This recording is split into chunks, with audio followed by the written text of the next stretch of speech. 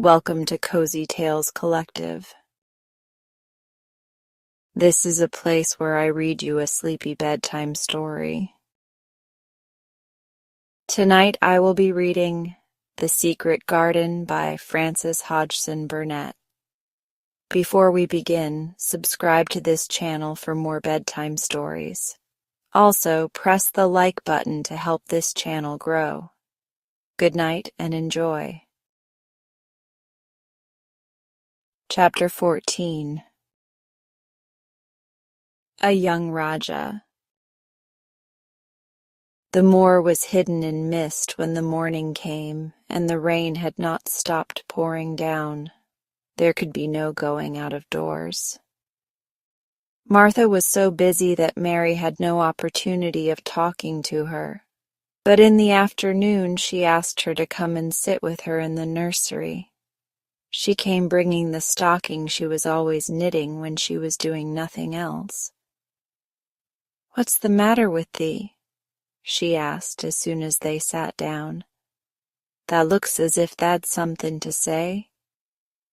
"I have found out what the crying was," said Mary.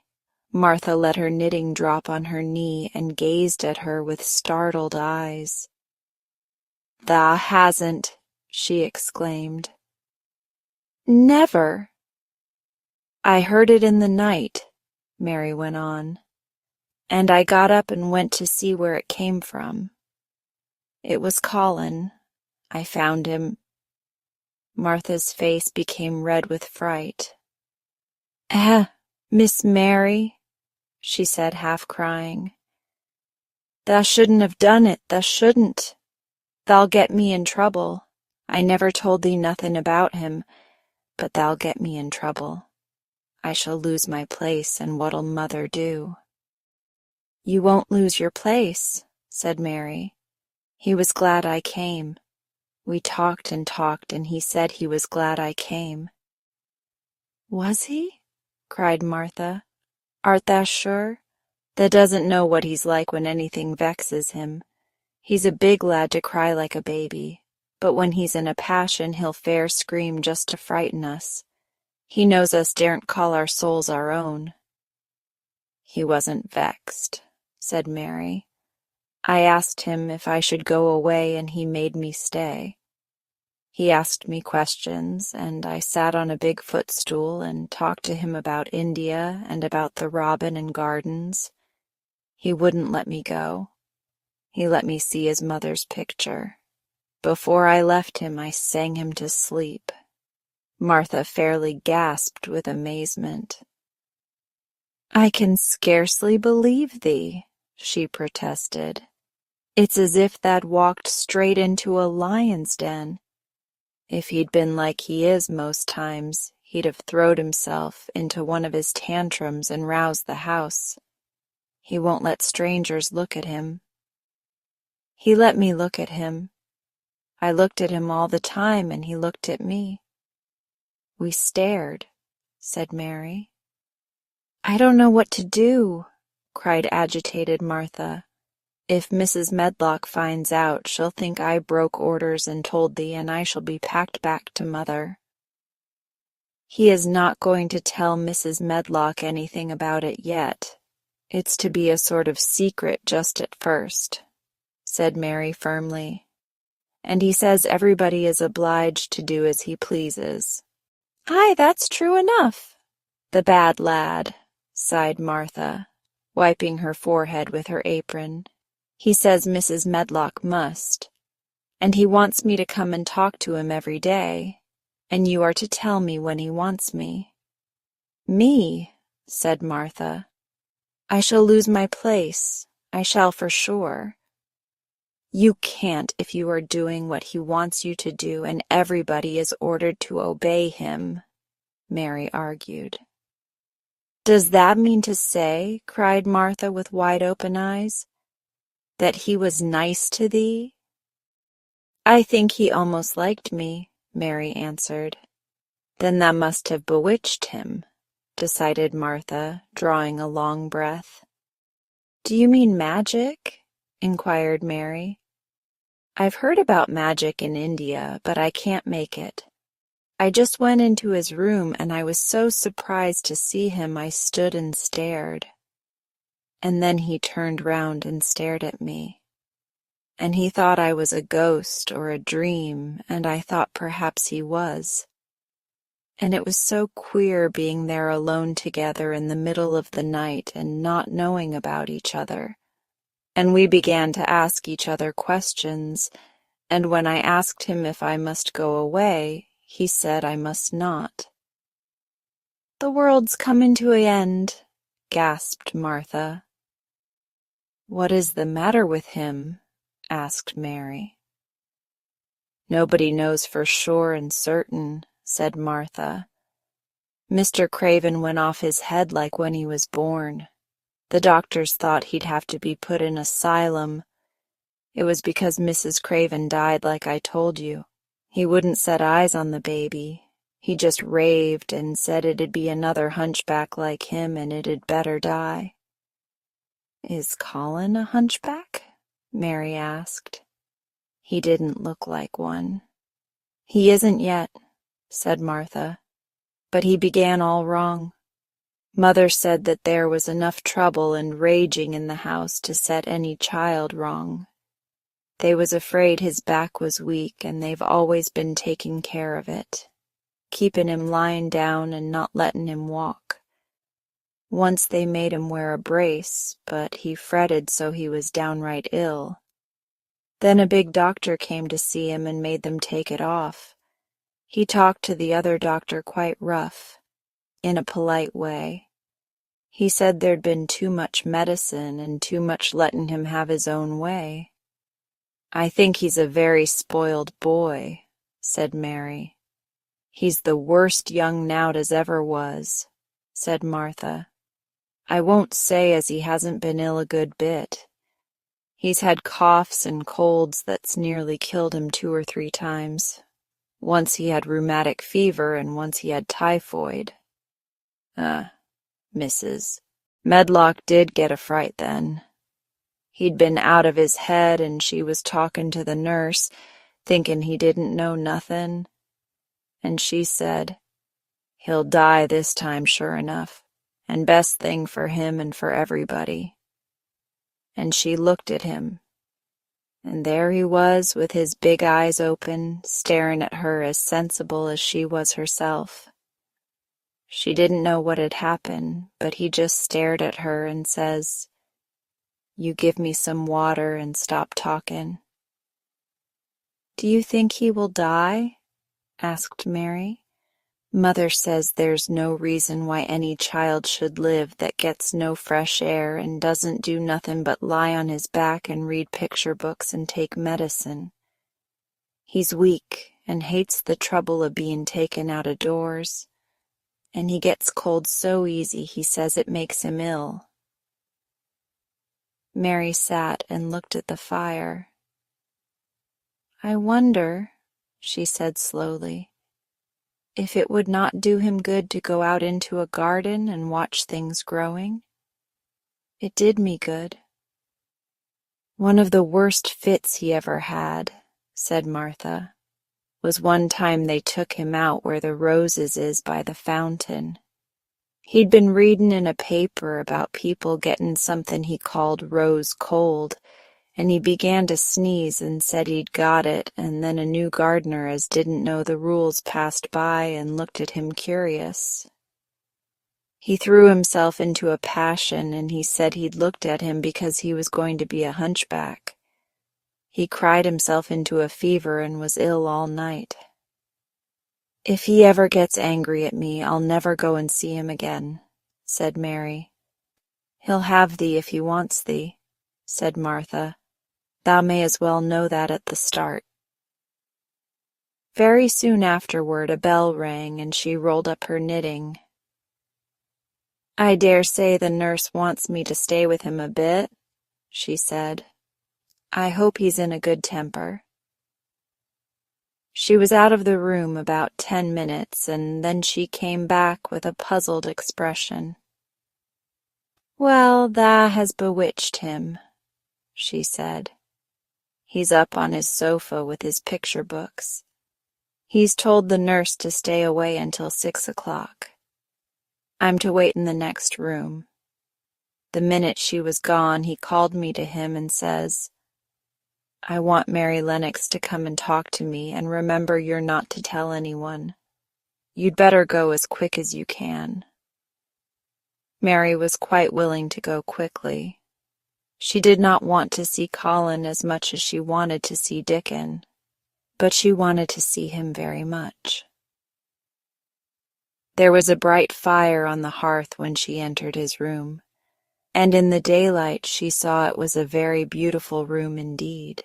There were rich colors in the rugs and hangings and pictures and books on the walls, which made it look glowing and comfortable even in spite of the gray sky and falling rain. Colin looked rather like a picture himself. He was wrapped in a velvet dressing gown and sat against a big brocaded cushion. He had a red spot on each cheek. "Come in," he said. "I've been thinking about you all morning." "I've been thinking about you too," answered Mary. "You don't know how frightened Martha is? She says Mrs. Medlock will think she told me about you, and then she will be sent away." He frowned. "Go and tell her to come here," he said. "She is in the next room." Mary went and brought her back. Poor Martha was shaking in her shoes. Colin was still frowning. "Have you to do what I please, or have you not?" he demanded. "I have to do what you please, sir," Martha faltered, turning quite red. "Has Medlock to do what I please?" "Everybody has, sir," said Martha. "Well then, if I order you to bring Miss Mary to me, how can Medlock send you away if she finds it out?" "Please don't let her, sir," pleaded Martha. "I'll send her away if she dares to say a word about such a thing," said Master Craven grandly. "She wouldn't like that, I can tell you." "Thank you, sir," bobbing a curtsy. "I want to do my duty, sir." "What I want is your duty," said Colin more grandly still. "I'll take care of you. Now go away."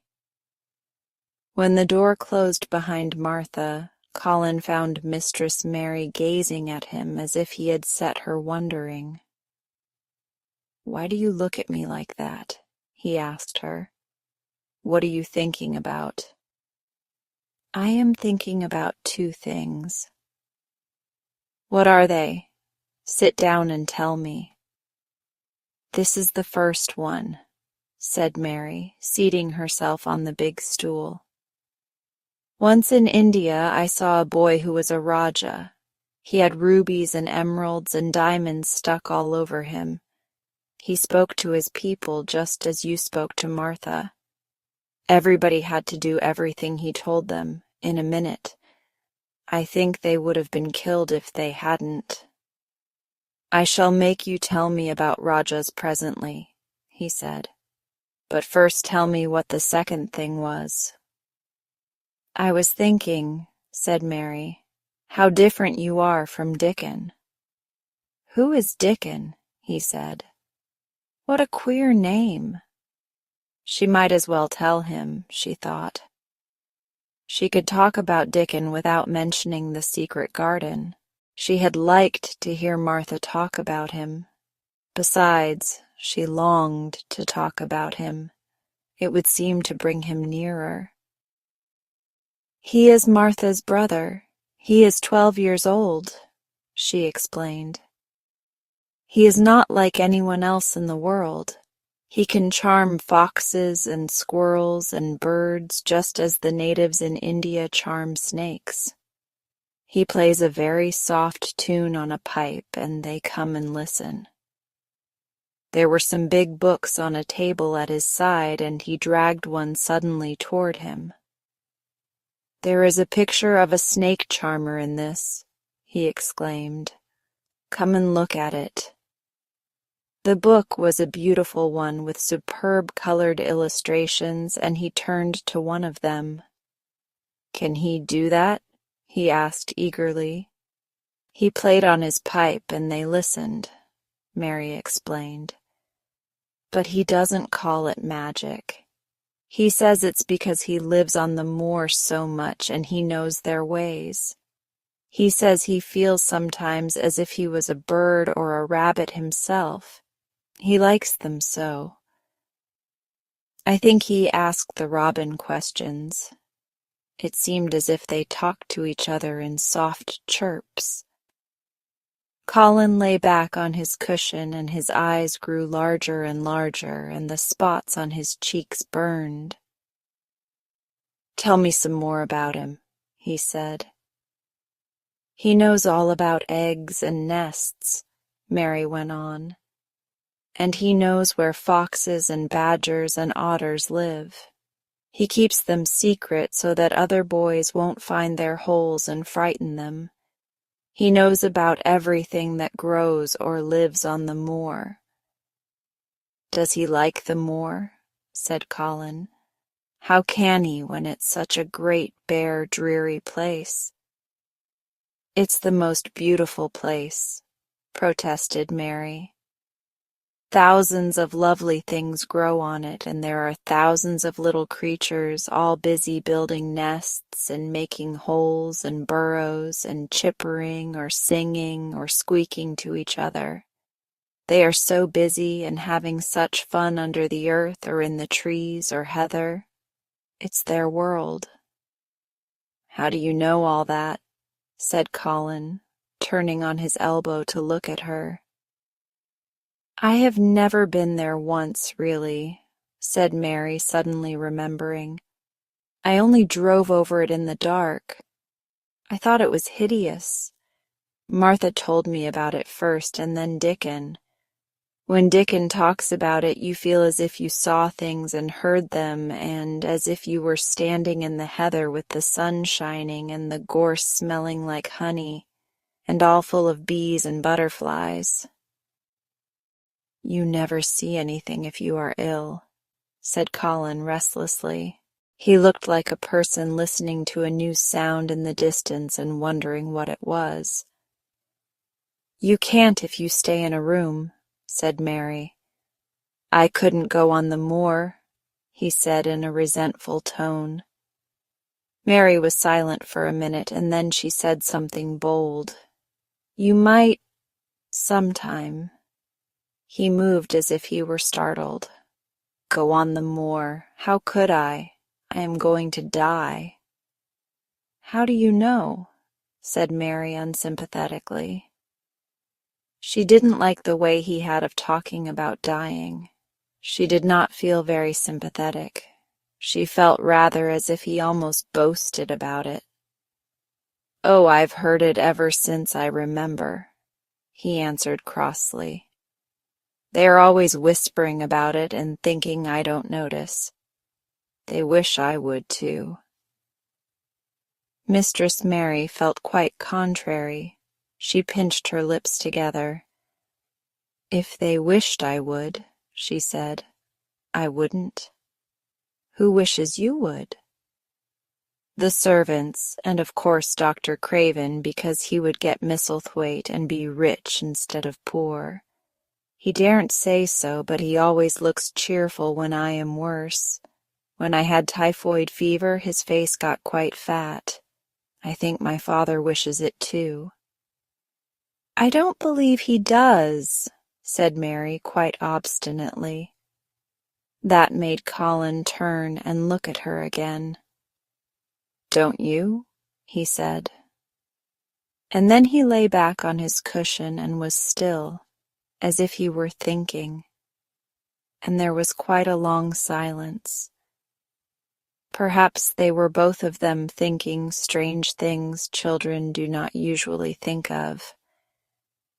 "I like the Grand Doctor from London because he made them take the iron thing off," said Mary at last.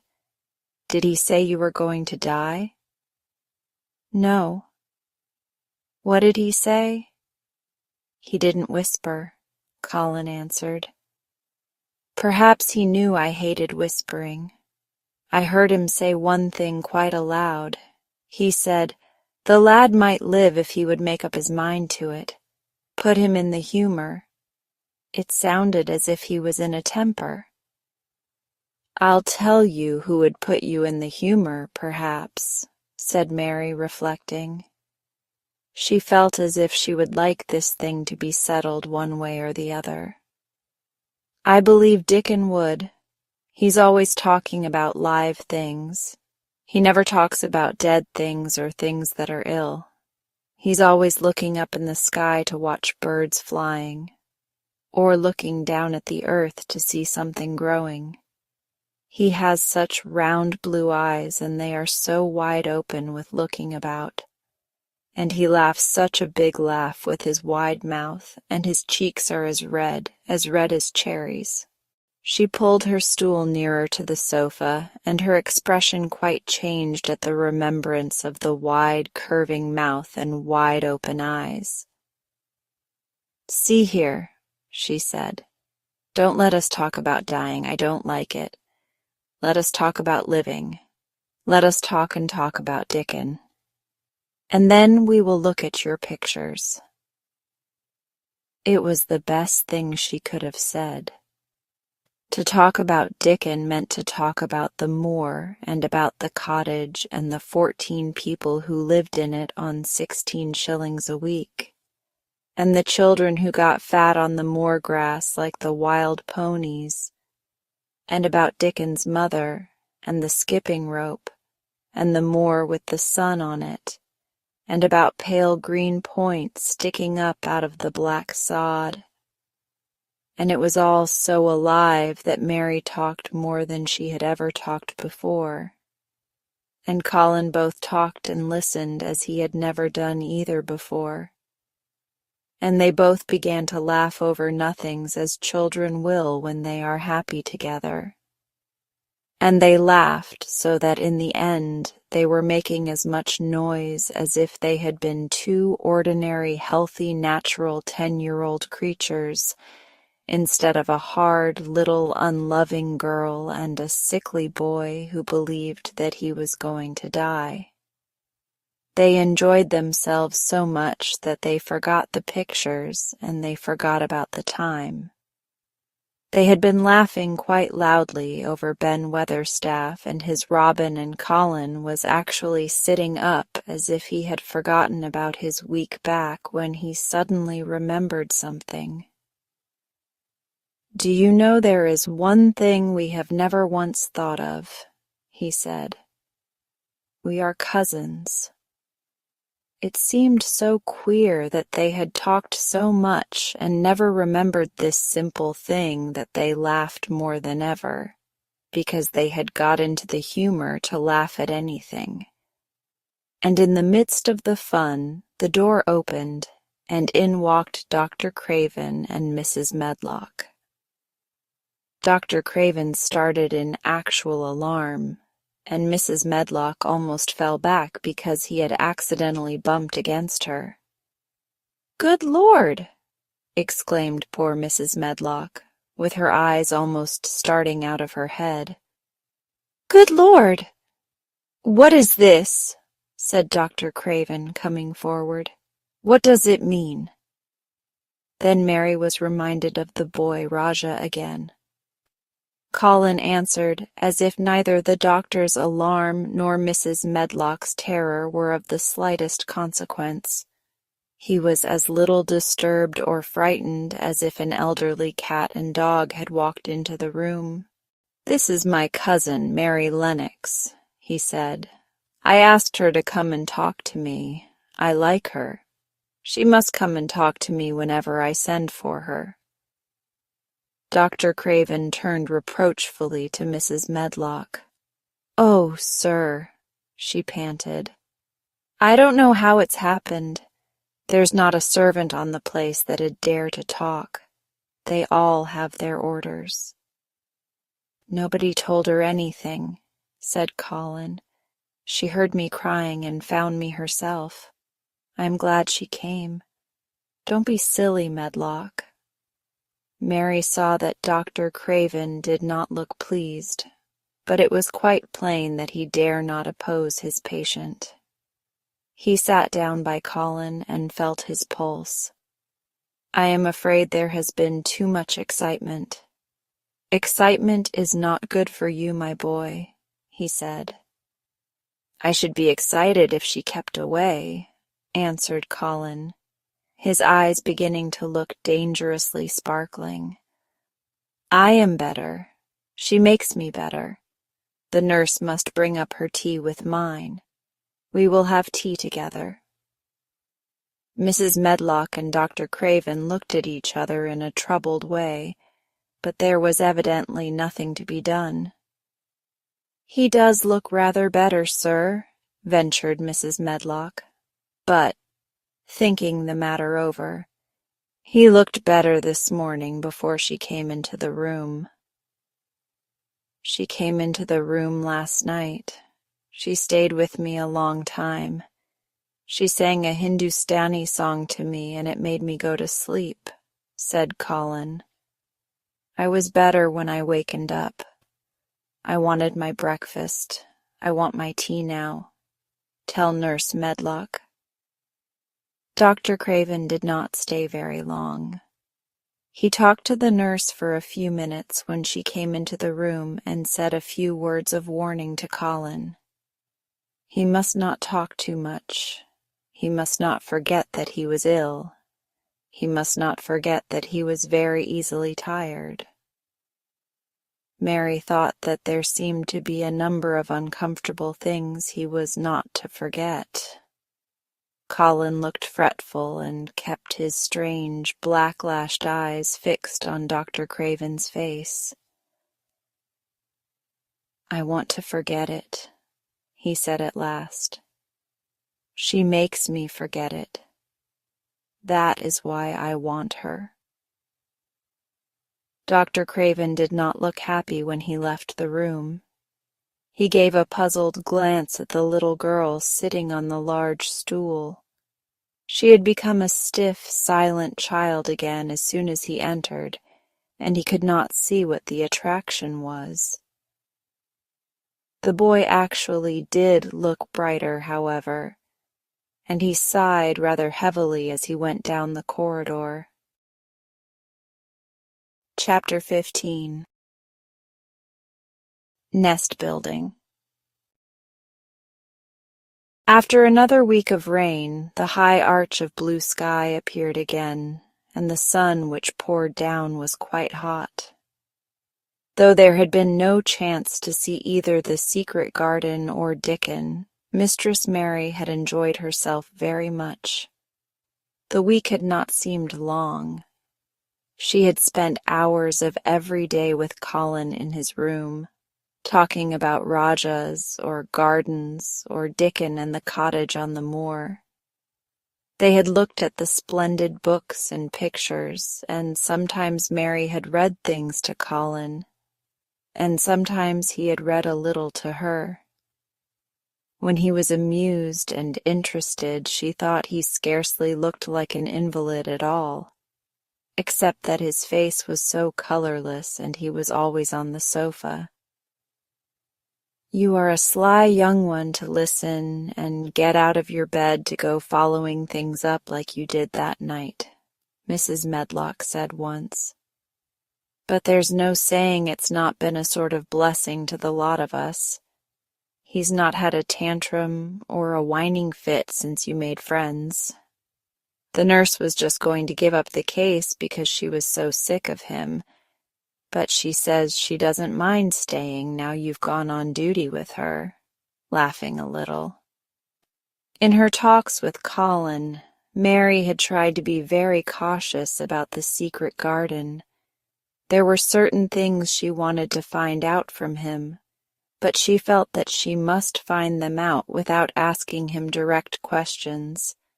In the first place, as she began to like to be with him, she wanted to discover whether he was the kind of boy you could tell a secret to.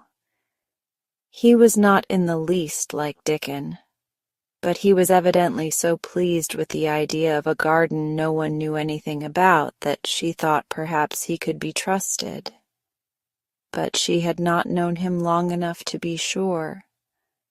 The second thing she wanted to find out was this: if he could be trusted, if he really could, wouldn't it be possible to take him to the garden without having anyone find it out?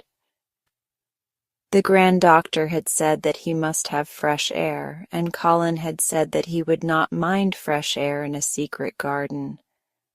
Perhaps if he had a great deal of fresh air, and knew Dickon and the robin, and saw things growing, he might not think so much about dying. Mary had seen herself in the glass sometimes lately when she had realized that she looked quite a different creature from the child she had seen when she arrived from India. This child looked nicer. Even Martha had seen a change in her. "The air from the moor has done thee good already," she had said. "Thou'rt not nigh so yeller, and thou'rt not nigh so scrawny. Even that hair doesn't slamp down on the head so flat. It's got some life in it so as it sticks out a bit." "It's like me," said Mary. "It's growing stronger and fatter. I'm sure there's more of it." "It looks it for sure," said Martha, ruffling it up a little round her face. "Thou'rt not half so ugly when it's that way, and there's a bit o' red in thy cheeks." If gardens and fresh air had been good for her, perhaps they would be good for Colin. But then, if he hated people to look at him, perhaps he would not like to see Dickon. "Why does it make you angry when you are looked at?" she inquired one day. "I always hated it," he answered, "even when I was very little. Then when they took me to the seaside and I used to lie in my carriage, everybody used to stare, and ladies would stop and talk to my nurse, and then they would begin to whisper, and I knew then they were saying I shouldn't live to grow up. Then sometimes the ladies would pat my cheeks and say, 'Poor child.' Once when a lady did that, I screamed out loud and bit her hand. She was so frightened she ran away." "She thought you had gone mad like a dog," said Mary, not at all admiringly. "I don't care what she thought," said Colin, frowning. "I wonder why you didn't scream and bite me when I came into your room," said Mary. Then she began to smile slowly. "I thought you were a ghost or a dream," he said. "You can't bite a ghost or a dream, and if you scream, they don't care." "Would you hate it if a boy looked at you?" Mary asked uncertainly. He lay back on his cushion and paused thoughtfully. "There's one boy," he said quite slowly, as if he were thinking over every word. "There's one boy I believe I shouldn't mind. It's that boy who knows where the foxes live, Dickon." "I'm sure you wouldn't mind him," said Mary. "The birds don't, and other animals," he said, still thinking it over. "Perhaps that's why I shouldn't. He's a sort of animal charmer, and I am a boy animal." Then he laughed, and she laughed too. In fact, it ended in their both laughing a great deal and finding the idea of a boy animal hiding in his hole very funny indeed. What Mary felt afterward was that she need not fear about Dickon. On that first morning when the sky was blue again, Mary wakened very early. The sun was pouring in slanting rays through the blinds, and there was something so joyous in the sight of it that she jumped out of bed and ran to the window. She drew up the blinds and opened the window itself, and a great waft of fresh, scented air blew in upon her. The moor was blue, and the whole world looked as if something magic had happened to it. There were tender little fluting sounds here and there and everywhere, as if scores of birds were beginning to tune up for a concert. Mary put her hand out of the window and held it in the sun. "It's warm, warm," she said. "It will make the green points push up and up and up, and it will make the bulbs and roots work and struggle with all their might under the earth." She kneeled down and leaned out of the window as far as she could, breathing big breaths and sniffing the air until she laughed because she remembered what Dickens's mother had said about the end of his nose quivering like a rabbit's. "It must be very early," she said. "The little clouds are all pink, and I've never seen the sky look like this. No one is up. I don't even hear the stable boys." A sudden thought made her scramble to her feet. "I can't wait. I am going to see the garden." She had learned to dress herself by this time, and she put on her clothes in 5 minutes. She knew a small side door which she could unbolt herself, and she flew downstairs in her stocking feet and put on her shoes in the hall.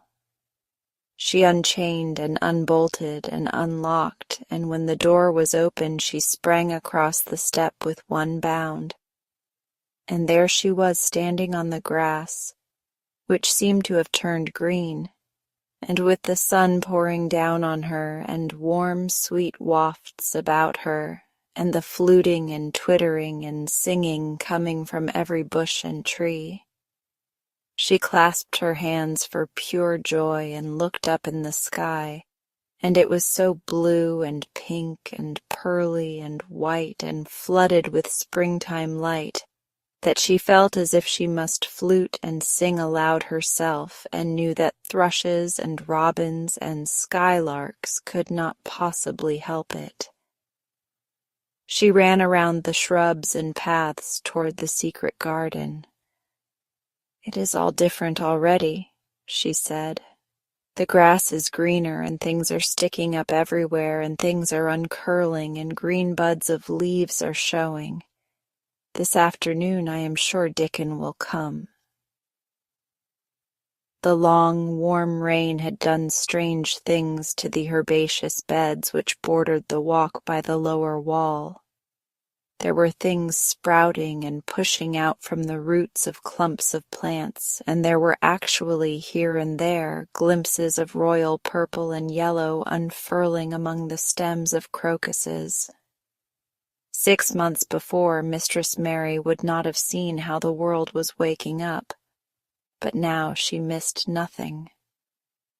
When she had reached the place where the door hid itself under the ivy, she was startled by a curious, loud sound.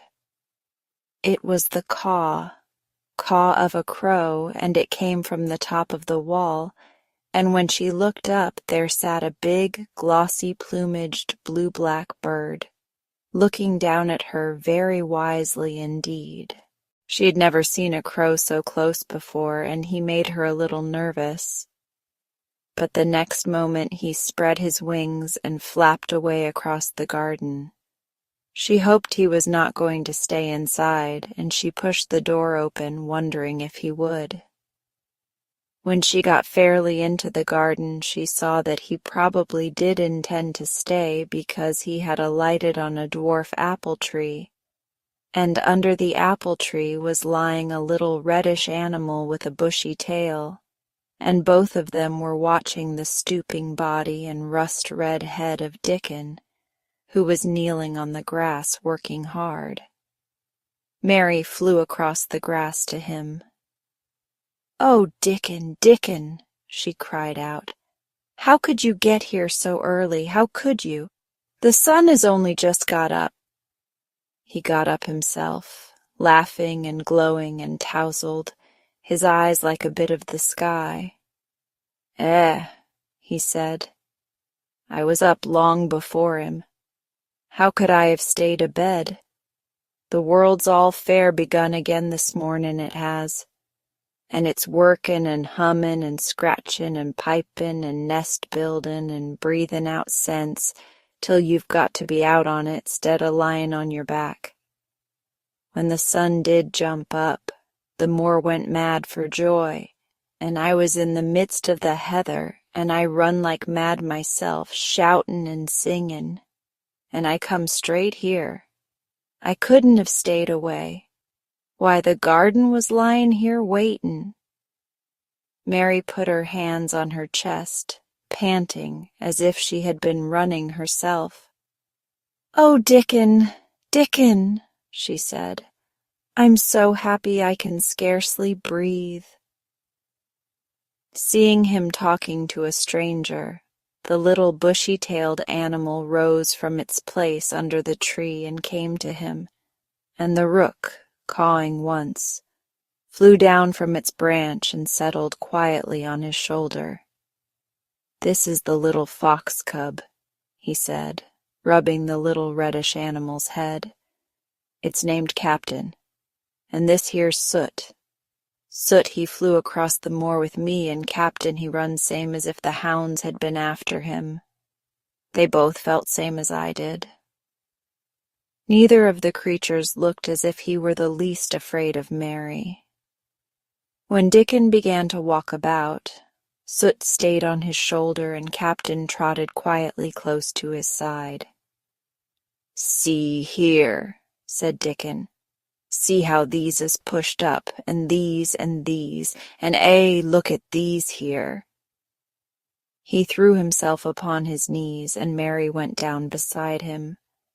They had come upon a whole clump of crocuses burst into purple and orange and gold. Mary bent her face down and kissed them. "You never kiss a person in that way," she said when she lifted her head. "Flowers are so different." He looked puzzled but smiled. He said. "I've kissed Mother many a time that way when I come in from the moor after a day's roamin', and she stood there at the door in the sun, lookin' so glad and comfortable." They ran from one part of the garden to another and found so many wonders that they were obliged to remind themselves that they must whisper or speak low. He showed her swelling leaf buds on rose branches which had seemed dead. He showed her 10,000 new green points pushing through the mold. They put their eager young noses close to the earth and sniffed its warmed springtime breathing. They dug and pulled and laughed low with rapture, until Mistress Mary's hair was as tumbled as Dickon's, and her cheeks were almost as poppy red as his. There was every joy on earth in the secret garden that morning, and in the midst of them came a delight more delightful than all, because it was more wonderful. Swiftly something flew across the wall and darted through the trees to a close-grown corner, a little flare of red-breasted bird with something hanging from its beak. Dickon stood quite still and put his hand on Mary, almost as if they had suddenly found themselves laughing in a church. "We munnot stir," he whispered in broad Yorkshire. "We munnot scarce breathe. I knowed he was mate huntin' when I seed him last. It's Ben Weatherstaff's robin. He's buildin' his nest. He'll stay here if us don't flight him." They settled down softly upon the grass and sat there without moving. "Us mustn't seem as if us was watchin' him too close," said Dickon. "He'd be out with us for good if he got the notion us was interferin' now. He'll be a good bit different till all this is over. He's settin' up housekeepin'. He'll be shyer and readier to take things ill. He's got no time for visitin' and gossipin'. Us must keep still a bit and try to look as if us was grass and trees and bushes. Then when he's got used to seein' us, I'll chirp a bit, and he'll know us'll not be in his way." Mistress Mary was not at all sure that she knew, as Dickon seemed to, how to try to look like grass and trees and bushes. But he had said the queer thing as if it were the simplest and most natural thing in the world, and she felt it must be quite easy to him, and indeed she watched him for a few minutes carefully, wondering if it was possible for him to quietly turn green and put out branches and leaves. But he only sat wonderfully still, and when he spoke, dropped his voice to such a softness that it was curious that she could hear him, but she could. "It's part of the springtime, this nest buildin' is," he said. "I warrant it's been goin' on in the same way every year since the world was begun. They've got their way of thinkin' and doin' things, and a body had better not meddle. You can lose a friend in springtime easier than any other season if you're too curious. If we talk about him, I can't help looking at him," Mary said as softly as possible. "We must talk of something else. There is something I want to tell you." "He'll like it better if us talks of something else," said Dickon. "What is it tha's got to tell me?" "Well, do you know about Colin?" she whispered. He turned his head to look at her. "What does that know about him?" he asked. "I've seen him. I have been to talk to him every day this week. He wants me to come. He says I'm making him forget about being ill and dying," answered Mary. Dickon looked actually relieved as soon as the surprise died away from his round face. "I am glad o' that," he exclaimed. "I'm right down glad. It makes me easier. I knowed I must say nothin' about him, and I don't like havin' to hide things." "Don't you like hiding the garden?" said Mary. "I'll never tell about it," he answered. "But I says to Mother, 'Mother,' I says, 'I got a secret to keep. It's not a bad un, tha knows that. It's no worse than hidin' where a bird's nest is. Tha doesn't mind it, does tha?'" Mary always wanted to hear about Mother. "What did she say?" she asked, not at all afraid to hear. Dickon grinned sweet-temperedly. "It was just like her what she said," he answered. "She give my head a bit of a rub and laughed, and she says, 'Eh, lad, tha can have all the secrets tha likes. I've knowed thee 12 year.'" "How did you know about Colin?" asked Mary. "Everybody as knowed about Mester Craven knowed there was a little lad as was like to be a cripple, and they knowed Mester Craven didn't like him to be talked about.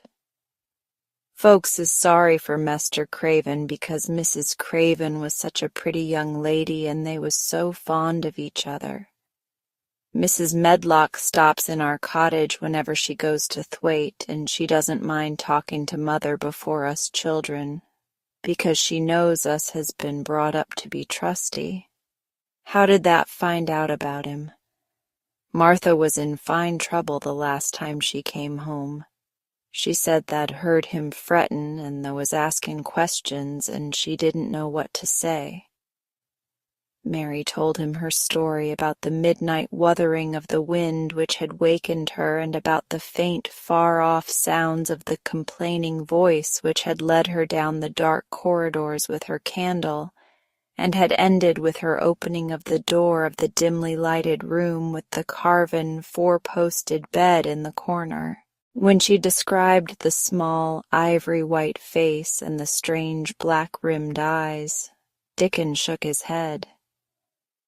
"Them's just like his mother's eyes, only hers was always laughin', they say," he said. "They say as Mr. Craven can't bear to see him when he's awake, and it's because his eyes is so like his mother's, and yet looks so different in his miserable bit of a face."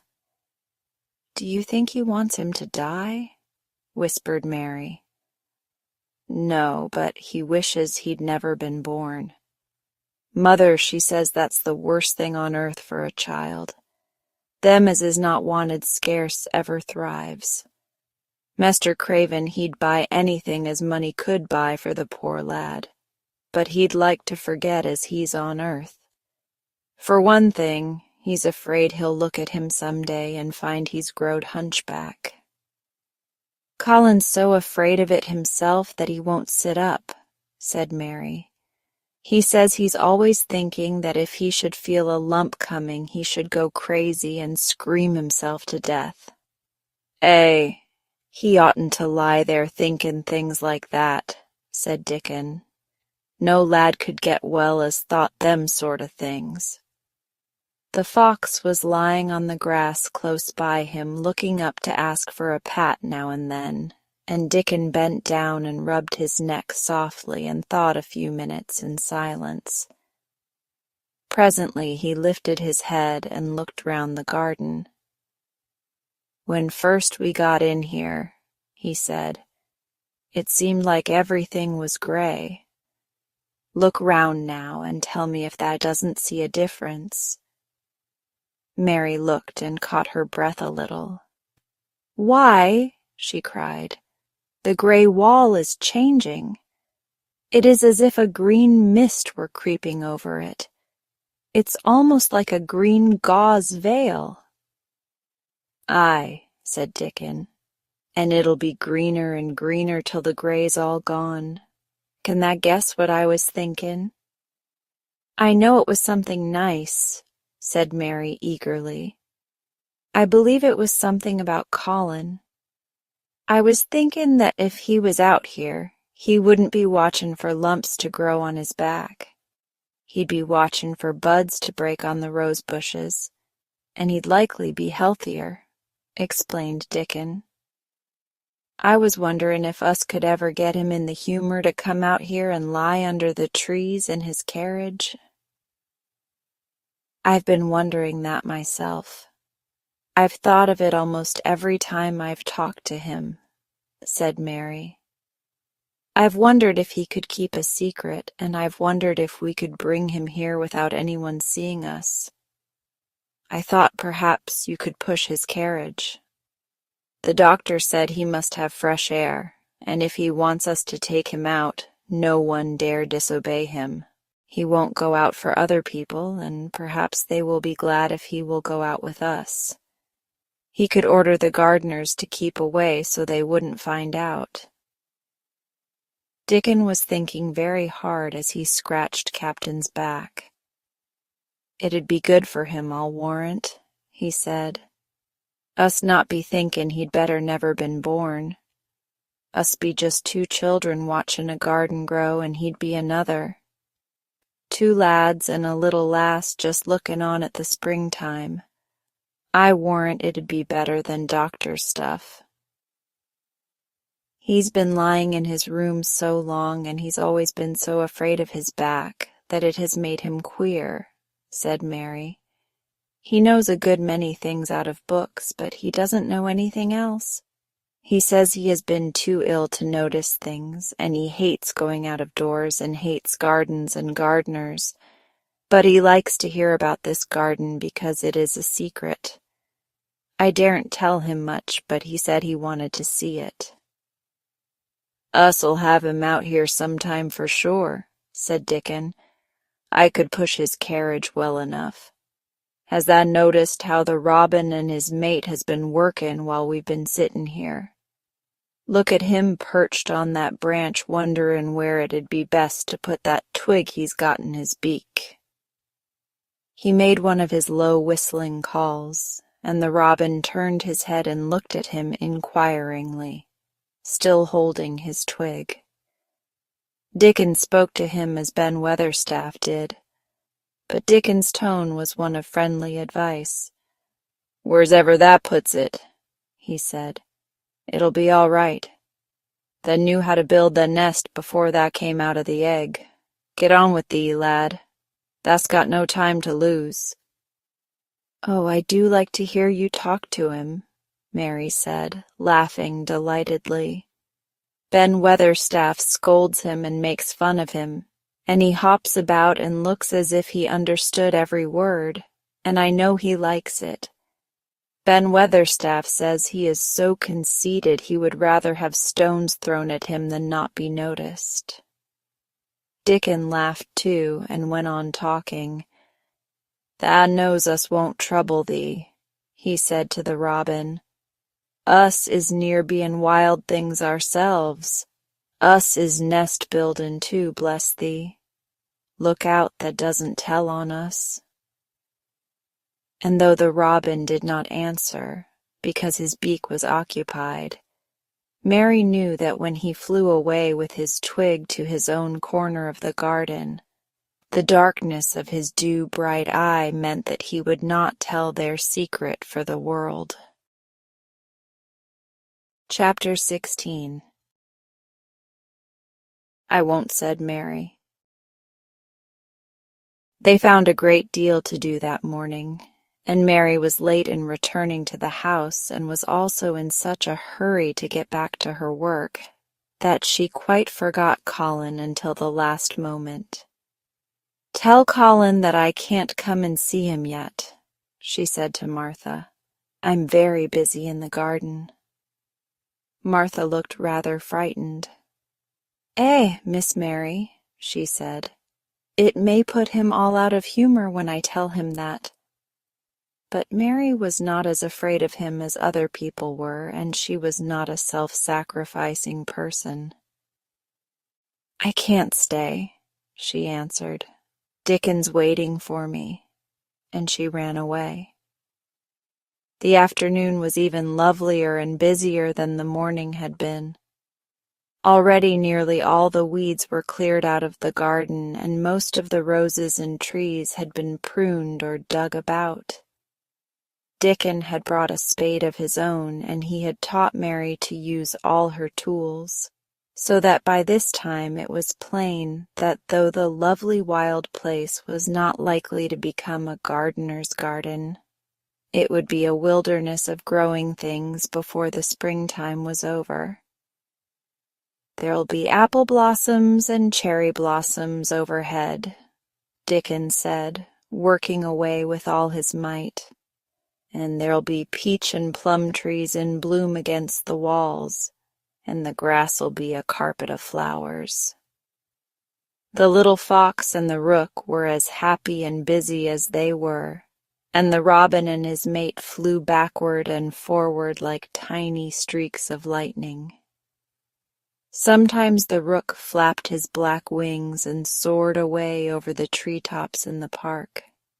Each time he came back and perched near Dickon and cawed several times as if he were relating his adventures, and Dickon talked to him just as he had talked to the robin. Once when Dickon was so busy that he did not answer him at first, Soot flew onto his shoulders and gently tweaked his ear with his large beak. When Mary wanted to rest a little, Dickon sat down with her under a tree, and once he took his pipe out of his pocket and played the soft, strange little notes, and two squirrels appeared on the wall and looked and listened. "That's a good bit stronger than thou was," Dickon said, looking at her as she was digging. "That's beginning to look different, for sure." Mary was glowing with exercise and good spirits. "I'm getting fatter and fatter every day," she said quite exultantly. "Mrs. Medlock will have to get me some bigger dresses. Martha says my hair is growing thicker. It isn't so flat and stringy." The sun was beginning to set, and sending deep gold-colored rays slanting under the trees when they parted. "It'll be fine tomorrow," said Dickon. "I'll be at work by sunrise." "So will I," said Mary. She ran back to the house as quickly as her feet would carry her. She wanted to tell Colin about Dickon's fox cub and the rook, and about what the springtime had been doing. She felt sure he would like to hear. So it was not very pleasant when she opened the door of her room, to see Martha standing waiting for her with a doleful face. "What is the matter?" she asked. "What did Colin say when you told him I couldn't come?" Said Martha. "I wish Thad gone. He was nigh going into one of his tantrums. There's been a nice to-do all afternoon to keep him quiet. He would watch the clock all the time." Mary's lips pinched themselves together. She was no more used to considering other people than Colin was, and she saw no reason why an ill-tempered boy should interfere with the things she liked best. She knew nothing about the pitifulness of people who had been ill and nervous, and who did not know that they could control their tempers and need not make other people ill and nervous too. When she had had a headache in India, she had done her best to see that everybody else also had a headache or something quite as bad. And she felt she was quite right. But of course, now she felt that Colin was quite wrong. He was not on his sofa when she went into his room. He was lying flat on his back in bed, and he did not turn his head toward her as she came in. This was a bad beginning, and Mary marched up to him with her stiff manner. "Why didn't you get up?" she said. "I did get up this morning when I thought you were coming," he answered without looking at her. "I made them put me back in bed this afternoon. My back ached and my head ached and I was tired. Why didn't you come?" "I was working in the garden with Dickon," said Mary. Colin frowned and condescended to look at her. "I won't let that boy come here if you go and stay with him instead of coming to talk to me," he said. Mary flew into a fine passion. She could fly into a passion without making a noise. She just grew sour and obstinate and did not care what happened. "If you send Dickon away, I'll never come into this room again," she retorted. "You'll have to if I want you," said Colin. "I won't," said Mary. "I'll make you," said Colin. "They shall drag you in." "Shall they, Mr. Rajah?" said Mary fiercely. "They may drag me in, but they can't make me talk when they get me here. I'll sit and clench my teeth and never tell you one thing. I won't even look at you. I'll stare at the floor." They were a nice agreeable pair as they glared at each other.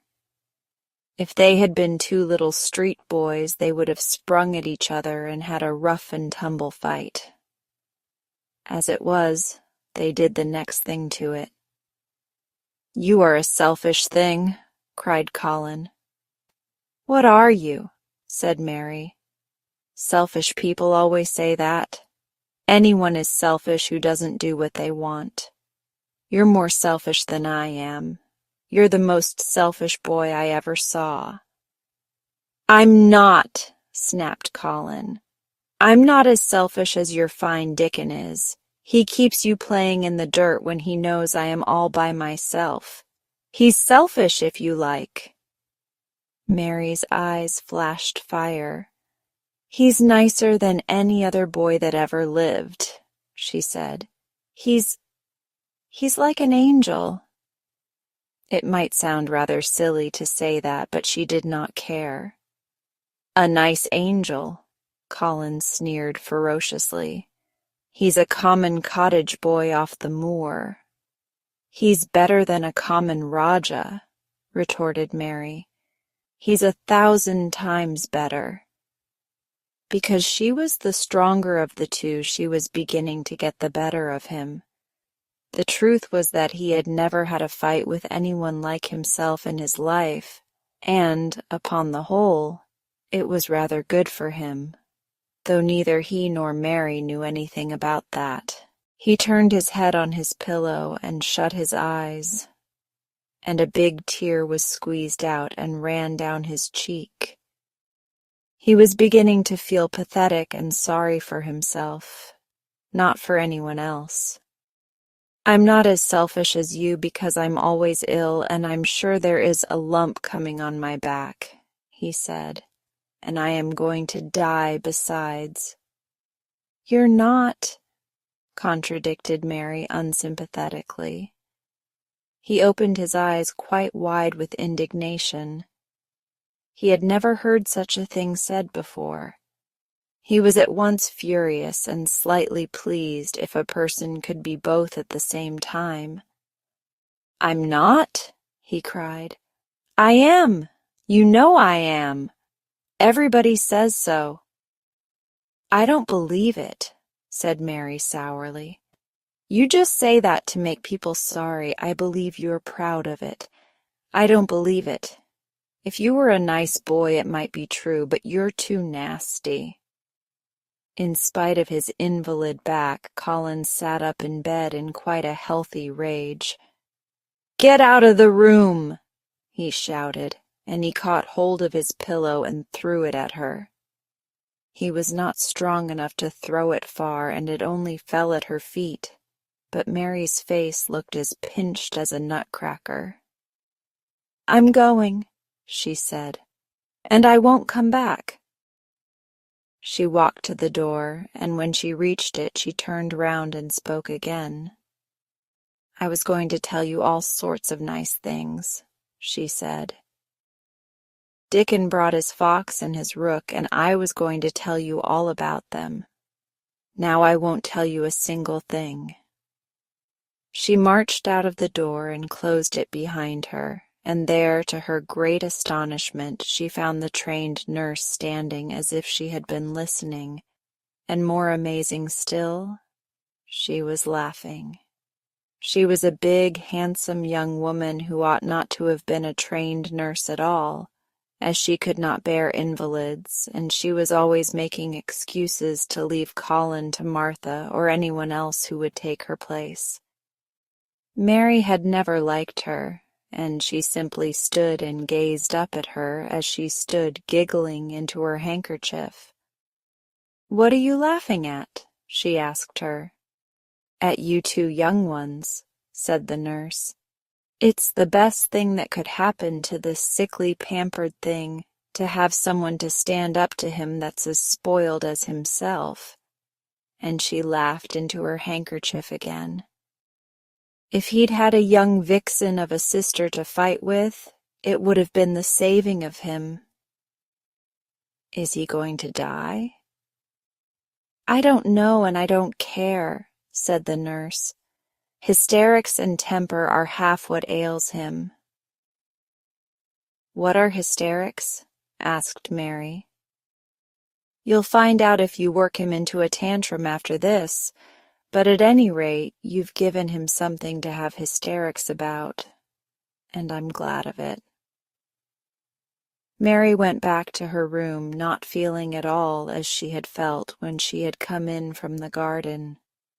She was cross and disappointed, but not at all sorry for Colin.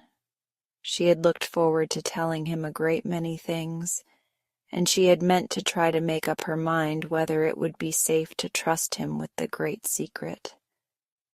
She had been beginning to think it would be, but now she had changed her mind entirely. She would never tell him, and he could stay in his room and never get any fresh air and die if he liked. It would serve him right. She felt so sour and unrelenting that for a few minutes she almost forgot about Dickon and the green veil creeping over the world and the soft wind blowing down from the moor. Martha was waiting for her, and the trouble in her face had been temporarily replaced by interest and curiosity. There was a wooden box on the table, and its cover had been removed, and revealed that it was full of neat packages. "Mr. Craven sent it to you," said Martha. "It looks as if it had picture books in it." Mary remembered what he had asked her the day she had gone to his room. Do you want anything? Dolls, toys, books? She opened the package, wondering if he had sent a doll, and also wondering what she should do with it if he had. But he had not sent one. There were several beautiful books such as Colin had, and 2 of them were about gardens and were full of pictures. There were 2 or 3 games, and there was a beautiful little writing case with a gold monogram on it, and a gold pen and inkstand. Everything was so nice that her pleasure began to crowd her anger out of her mind. She had not expected him to remember her at all, and her hard little heart grew quite warm. "I can write better than I can print," she said, "and the first thing I shall write with that pen will be a letter to tell him I am much obliged." If she had been friends with Colin, she would have run to show him her presents at once, and they would have looked at the pictures and read some of the gardening books and perhaps tried playing the games, and he would have enjoyed himself so much he would never once have thought he was going to die or have put his hand on his spine to see if there was a lump coming. He had a way of doing that which she could not bear. It gave her an uncomfortable, frightened feeling because he always looked so frightened himself. He said that if he felt even quite a little lump some day, he should know his hunch had begun to grow. Something he had heard Mrs. Medlock whispering to the nurse had given him the idea, and he had thought over it in secret until it was quite firmly fixed in his mind. Mrs. Medlock had said his father's back had begun to show its crookedness in that way when he was a child. He had never told anyone but Mary that most of his tantrums, as they called them, grew out of his hysterical, hidden fear. Mary had been sorry for him when he had told her. He always began to think about it when he was cross or tired, she said to herself. And he has been cross today. Perhaps he has been thinking about it all afternoon. She stood still, looking down at the carpet and thinking. I said I would never go back again. She hesitated, knitting her brows. But perhaps, just perhaps, I will go and see, if he wants me. In the morning. Perhaps he'll try to throw his pillow at me again, but I think I'll go.